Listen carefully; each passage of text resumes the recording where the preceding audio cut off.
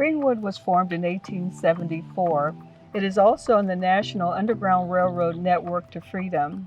Our last burial was in 1993, and it was during that time that the cemetery became abandoned. Our main road every year would wash out, making it totally inaccessible. One of the most heartbreaking things I ever saw was a lady showed up one day and she has a walker, and she's walking with the walker down the bottom of that hill. We're talking about maybe about 800-foot walk.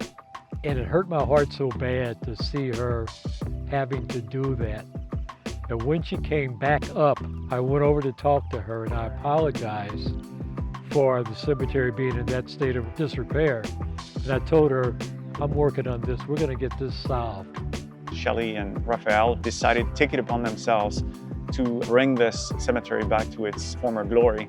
They are absolutely inspiring people.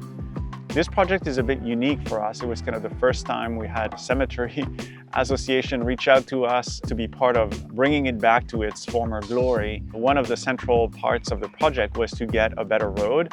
We've just covered it with semi-permeable pavement made out of recycled plastic from tires. So it is a really, really unique project. It's also a unique partnership. We were very lucky to connect with the American plastic makers and Aspire. Aspire Pavers turned out to be absolutely the perfect product for this project because it incorporates recycled plastics and recycled tires. So it serves the purpose of helping the drainage and helping keep materials out of landfill.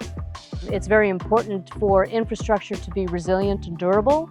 Plastic materials and recycled plastic materials can play a really great role in doing that.